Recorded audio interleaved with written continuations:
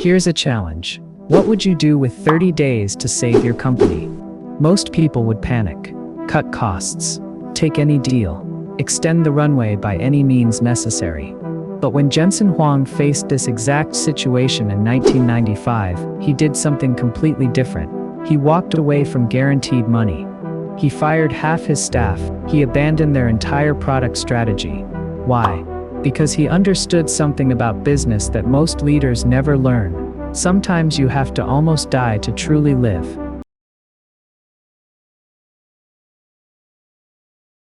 Picture a 9-year-old boy stepping off a plane in Kentucky in the early 1970s. Jensen Huang clutches his mother's hand. He doesn't speak English. The other kids at school look at him like he's from another planet. His father had sent them ahead to America while he stayed behind in Taiwan. Just Jensen, his younger brother, and their mother. 3 strangers in a strange land. His mother carried a worn dictionary everywhere. Page by page, word by word.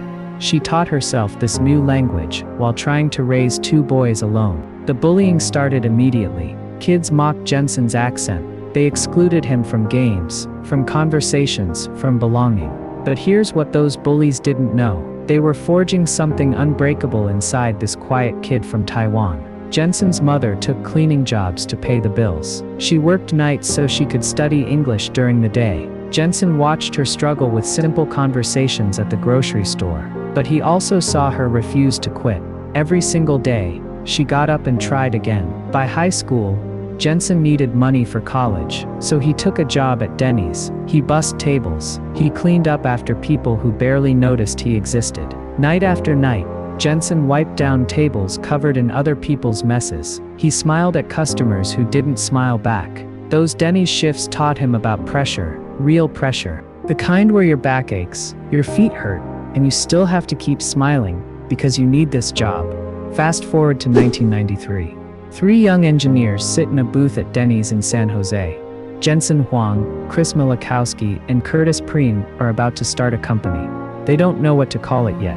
They don't even know exactly what they'll build. The company they founded in that booth would later put a commemorative plaque there. But Jensen knows something his partners don't. He understands what it feels like to bet everything on an uncertain future. The irony is perfect. The immigrant kid who once cleaned these tables is now sitting in a booth, planning to revolutionize an entire industry.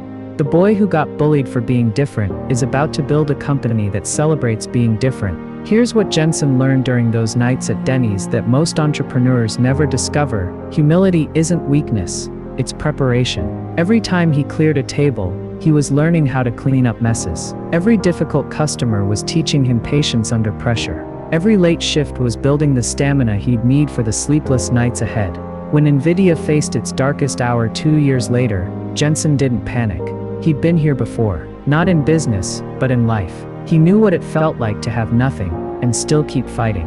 The immigrant work ethic that got him through Denny's would be the same grit that saved his company. That Denny's booth origin story would connect directly to the company's most famous cultural motto. This part of the program is sponsored by The Tria, oasis of comfort with a touch of luxury. Visit thetria.com. Your dream home vibe is just a scroll away. The one about 30-day warnings. The one that would define how NVIDIA handles crisis. But first, he had to make the biggest mistake of his career. He had to build something that nobody wanted. Imagine spending years building something that nobody wants to buy. You pour everything into it, your time, your money, your reputation, then you watch it fail in the most public way possible. That's exactly what happened to Jensen in 1995. NVIDIA's first product was called the NV1. Jensen and his team believed they were building the future of graphics. This wasn't just another chip. This was revolutionary technology that would change gaming forever. They were so confident, so certain they'd cracked the code that everyone else had missed.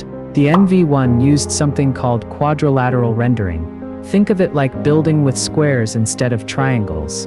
Jensen's team thought squares were better, more efficient, more elegant. The math worked perfectly on paper.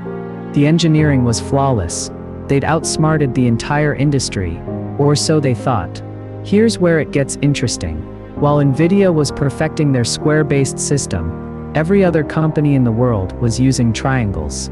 Every game developer, every software maker, every competitor. Jensen didn't see this as a problem. He saw it as an opportunity to be different. The Sega partnership seemed like validation. Sega wanted NVIDIA to build graphics chips for their upcoming console. Millions of dollars in guaranteed revenue. A household name backing their technology. Jensen felt like he'd just won the lottery. But then the NV1 hit the market. Disaster doesn't even begin to describe what happened next. Gamers hated it. The graphics looked strange compared to other cards. Games that worked perfectly on triangle-based systems glitched on the NV1. Developers refused to optimize their software for Jensen's quadrilateral approach. Why would they? NVIDIA was tiny. The triangle companies had all the market share. Retailers couldn't give the cards away. Literally. They tried price cuts, bundle deals, promotional giveaways. Nothing worked. Customers would walk into stores, see the NVIDIA card, and choose anything else, even inferior products, because at least those other cards actually worked with the games people wanted to play. Jensen would drive to computer stores and see stacks of NV1 cards gathering dust, price tags marked down again and again. His life's work treated like clearance merchandise. Meanwhile, competitors were selling out, their inferior triangle-based cards flying off shelves. The financial reality hit fast. Developing the NV1 had cost everything. Manufacturing the chips cost more. Marketing them cost even more. But nobody was buying. Revenue projections that looked amazing on paper turned into actual losses on the books. Employees started whispering in hallways. Would their next paycheck clear? Should they start looking for other jobs? Jensen could see the fear in their eyes during team meetings. These people had believed in his vision. They'd left stable jobs to join his startup. Now they were watching their careers sink with his ship. The Sega deal kept them alive. Barely, but even that money couldn't hide the fundamental problem. Jensen had built something brilliant that the world didn't want. Technical perfection means nothing if nobody uses it. Then came the board meeting Jensen still has nightmares about. Investors sitting around a conference table. Charts showing declining sales. Graphs projecting bankruptcy. Questions he couldn't answer. Why weren't people buying? When would sales improve? What was the plan to turn things around? Jensen sat there realizing he didn't have good answers. He'd been so focused on building the best technology that he'd forgotten to check if anyone actually wanted it. His quadrilateral rendering was mathematically superior. But superior doesn't matter if you're the only one using it. This wasn't just about money anymore. This was about survival. This part of the program is sponsored by Via Nature, where nature meets innovation. Visit vianature.com. Your planet-friendly goodies are just a click away. NVIDIA was burning through cash faster than they were making it. The NV1 had become a $7 million lesson in the difference between what's possible and what's practical. The irony was crushing. Jensen had escaped poverty through hard work and determination. He'd built a company from nothing. He'd assembled a brilliant team and created groundbreaking technology, but none of that mattered if the market rejected everything he'd built. This wasn't just a product failure. This was an existential crisis that would test everything Jensen believed about leadership, vision, and the courage to admit when you're wrong. And then came the phone call that would change everything. The call came on a Tuesday morning in 1995. Jensen's CFO walked into his office with spreadsheets, charts, numbers that told a simple story.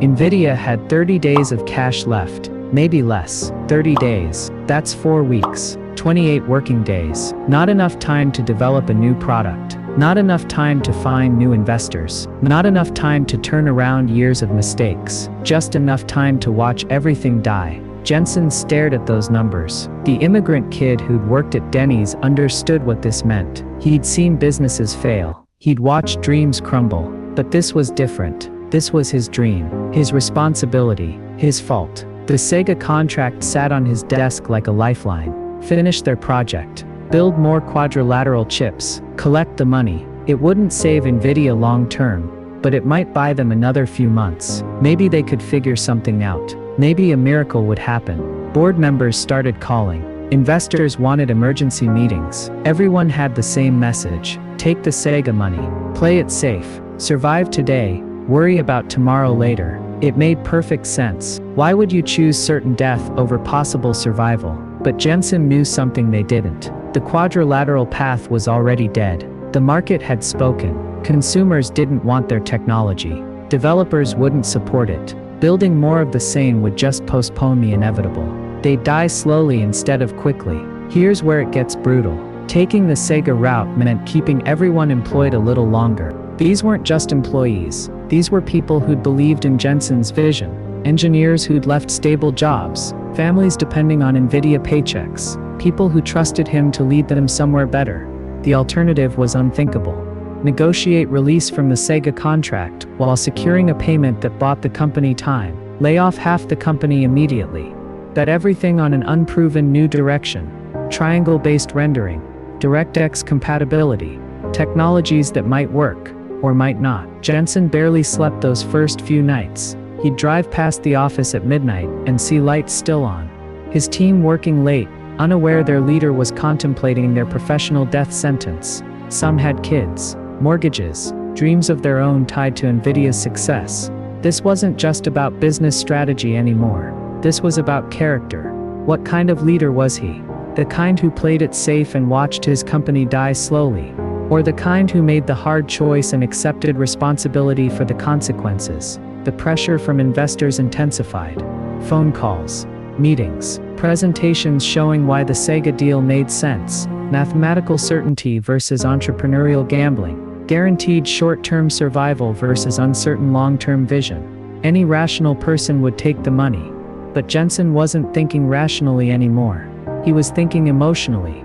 About the kid who got bullied for being different. About the teenager who cleaned tables while others got comfortable jobs. About the young man who'd rather risk everything than settle for mediocrity. Late one night, alone in his office, Jensen finally understood. The 30-day deadline wasn't really about money. It was about identity. Sometimes survival means killing your current self to birth your future self. That phrase would stick with him forever. Our company is 30 days from going out of business. Jensen would use those exact words again and again throughout NVIDIA's history. Not as a threat, but as a reminder, a cultural mantra about urgency and survival. The immigrant kid who'd cleaned Denny's tables understood that better than most. You don't get comfortable. You don't play it safe. You bet on yourself, even when everyone thinks you're crazy. The 30-day countdown wasn't just about cash flow.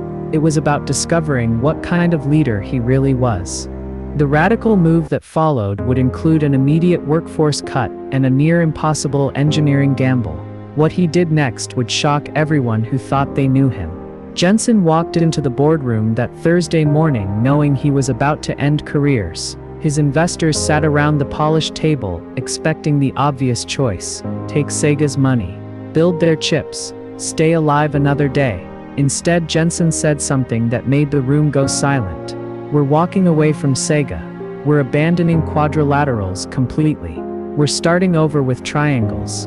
One investor leaned forward. You're choosing certain bankruptcy over possible survival. The CFO pulled out fresh calculations. Without Sega's money, they had maybe 3 months, maybe less. But Jensen had already made his choice. The immigrant kid who'd cleaned tables understood something his board didn't. Sometimes you have to lose everything to find what really matters. Quadrilaterals were technically brilliant, but the world wanted triangles. The world wanted DirectX compatibility. The world wanted something NVIDIA wasn't building. The brutal part came next. Jensen had to lay off roughly half the staff, about 50 people. Not strangers. Not underperformers. People who'd become family. Engineers who'd worked 18-hour days believing in his vision. Programmers who'd left stable jobs to join his startup. He called them into his office one by one. Sarah from graphics programming. She'd just bought a house. David from hardware design. His wife was pregnant. Marcus from software development. He turned down 3 other job offers to stay at NVIDIA. Some cried. Others got angry. All of them looked confused. Why are you doing this? Sarah asked. We were making progress. We could have figured it out.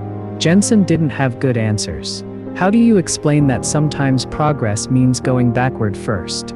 The hardest part was watching them pack their desks. Personal photos. coffee mugs, engineering books they'd studied together during late-night debugging sessions. These weren't just employees leaving. These were dreams walking out the door. Meanwhile, Sega executives were furious.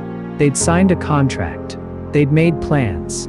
They'd invested time and resources in NVIDIA's quadrilateral technology. Now Jensen was abandoning everything. Phone calls turned into threats. Lawyers got involved. Legal action seemed inevitable. But here's what Jensen saw that others missed. DirectX was coming. Microsoft was pushing triangle-based rendering as the industry standard. Every game developer would eventually switch. Every graphics card would need compatibility. Quadrilaterals might be mathematically superior, but triangles were becoming the language of the future. This part of the program is sponsored by Pause Wars. Gear up for happy tales. Sniff out pausewars.com, where your pet's wag comes with a splash of style. This wasn't just about graphics technology anymore. This was about reading the market signals before anyone else. Jensen realized that being first doesn't matter if you're going in the wrong direction. Being right doesn't matter if you're the only one who thinks so. The skeleton crew that remained faced an impossible timeline. They had to build something completely new with fewer people and tighter deadlines. Most CEOs would call this impossible. Jensen called it necessary. His team bought an in-system emulator from a failing company to speed up software development, a desperate hack that might save precious months. This crucible forged a culture focused on speed and brutal prioritization. The 30-day countdown became more than a financial crisis. It became NVIDIA's cultural DNA. Jensen would use that exact phrase. Our company is 30 days from going out of business, in presentations for years to come. Not as a threat, but as a reminder. A mantra about urgency and survival. Think about it, he'd just walked away from the only lifeline keeping them afloat. He'd laid off talented people who trusted him. He'd made enemies of business partners who could have helped them survive.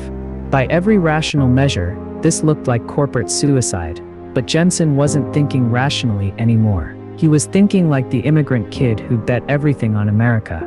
Like the teenager who'd worked at Denny's instead of giving up on college. Like the young entrepreneur who'd started a company with no guarantees. This wasn't just a business pivot. This was Jensen betting his company's life on his ability to see around corners, to understand where technology was heading before the market figured it out, to choose uncertain greatness over guaranteed mediocrity. Now came the hardest part, building a miracle with half a team and a deadline that seemed impossible. The remaining engineers faced an impossible equation. 6 months to build what normally takes 2 years, 12 people doing the work of 50. Every day brought them closer to bankruptcy, while competitors released new products. Here's where desperation breeds innovation. Jensen's team made a radical choice. They bought an in-system emulator from a failing company called ICOS.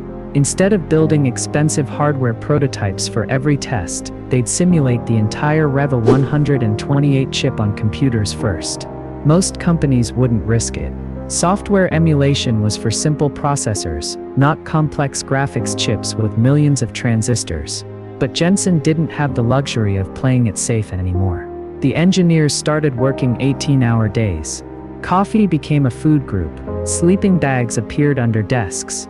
Jenny from the graphics team hadn't seen her kids awake in 2 weeks. She'd leave before they woke up, come home after they'd gone to sleep. Her husband started making comments about whether this job was worth destroying their family, but she couldn't quit. None of them could. They'd watched half their friends get laid off. NVIDIA was their shot, maybe their only shot. The emulator hack was working. They could test chip designs instantly instead of waiting months for physical samples. Debug problems in software before committing to expensive manufacturing. It was faster than anyone thought possible. The crisis had forced them to innovate in ways comfortable companies never could. Then came the moment of truth. Jensen personally drove to the fabrication plant to pick up their first physical samples. His hands shook as he carried the small package back to the office. These weren't just chips anymore, they were lottery tickets. The team gathered around as Jensen plugged the first sample into their test system. Power on. Boot sequence. Graphics initialization. For 30 seconds nothing happened, just a black screen staring back at them. Then it worked. Triangle rendering. Perfect. DirectX compatibility. Flawless. 3D acceleration better than anything they'd built before. The Revo 128 wasn't just functional. It was fast. Really fast. The emulator had delivered something unprecedented in the industry. A working chip on the first tape-out. The fast tape-out cadence that came from this crisis later became central to NVIDIA's product rhythm. But the real test wasn't in their lab. It was in the market. The Revo 128 hit store shelves in August 1997. Within the first 4 months they sold 1 million units. Gamers loved the triangle-based rendering. Developers embraced the DirectX compatibility. Everything Jensen had bet the company on was working. Jensen looked at his exhausted team. They'd just proven something profound. The 30-day countdown that nearly killed them had forged something stronger. A culture that could move faster than anyone thought possible. A team that understood the difference between comfortable and unstoppable. The phoenix wasn't just rising from the ashes, it was discovering what made it capable of flight in the first place. The Revo 128 hit store shelves in August 1997. Within the first month, it was clear something special was happening. Computer retailers couldn't keep them in stock. Gamers were raving about the performance. Industry reviewers were calling it a breakthrough. By December they'd sold 1 million units. 1 million. The same company that couldn't give away NV1 cards was now the hottest name in graphics. Jensen walked through those same computer stores where his previous chips had gathered dust. This time he saw empty shelves where Revo 128 boxes used to be. Sold out signs everywhere. But here's what really changed everything. The near-death experience had transformed NVIDIA's DNA completely. Speed became their religion. Not just product speed, decision speed, development speed, learning speed. While competitors took 2 years to develop new chips, NVIDIA was doing it in 8 months. That culture later made CUDA in 2006 and the GeForce 256 in 1999 possible. Jensen started every company meeting the same way. We're 30 days from bankruptcy. Not because they weren't anymore, but because that mindset kept everyone sharp, hungry, focused on what actually mattered instead of corporate politics and comfortable routines. The engineers who survived the layoffs weren't just employees anymore. They were believers, battle-tested survivors who'd watched their company almost die and fought to bring it back. Jenny from graphics still worked long hours. But now it wasn't about desperation. It was about being part of something bigger than herself. New hires felt it immediately. NVIDIA wasn't like other tech companies. There were no committees that took months to make decisions. No bureaucracy that slowed down innovation. If you had a good idea at 9 a.m., you could be testing it by lunch. If it worked, it shipped. If it didn't, you tried something else tomorrow. The lesson: create a culture that can act faster than your competition, not just a product that's smarter on paper. But Jensen understood something deeper was happening. The triangle-based architecture they'd nearly died building. It was becoming the foundation for something much bigger. Triangles weren't just for games anymore. They could handle any kind of parallel processing, scientific calculations, image rendering, video encoding, things nobody had thought of yet. Other companies saw graphics cards as gaming accessories. Jensen was starting to see them as general-purpose computing engines. The same math that made video games look realistic could solve complex equations, predict weather patterns, analyze financial markets. The applications were endless. Here's where it gets interesting. The crisis-forged culture of rapid iteration meant NVIDIA could experiment with these new ideas faster than anyone else.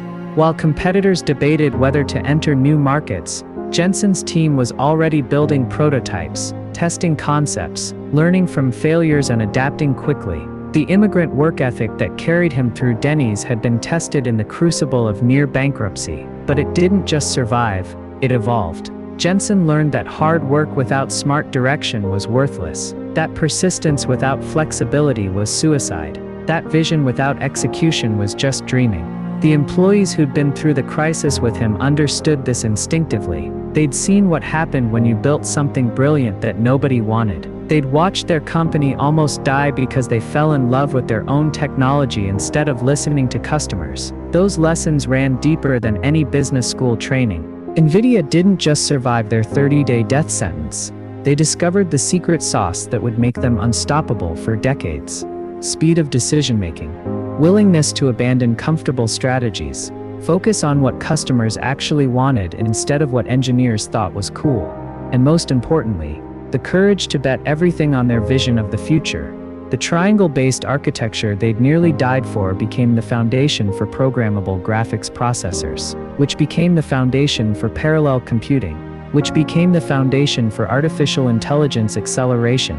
Each crisis became preparation for the next opportunity. The near-death pivot did more than save the company. It baked survival by speed into NVIDIA's identity and enabled future category bets that would reshape entire industries. Those processors became the foundation for everything that followed. The crisis-born rhythm helped NVIDIA deliver the GeForce 256 in 1999 and later invest in CUDA in 2006, which positioned them for the AI era. Here's the twist nobody saw coming. Jensen's darkest moment wasn't his failure, it was his making. The crisis taught him to make responsible, radical choices, to admit mistakes fast, to bet on tomorrow instead of clinging to yesterday. The Riva 128 sold 1 million units in 4 months. The 30-day countdown became their cultural motto. What separates great leaders from good ones? The courage to abandon guaranteed failure for uncertain greatness. Your darkest moment might not be ending your story. It might be where your legend begins. What would you do with 30 days? Tell us one brutal decision you made in the comments.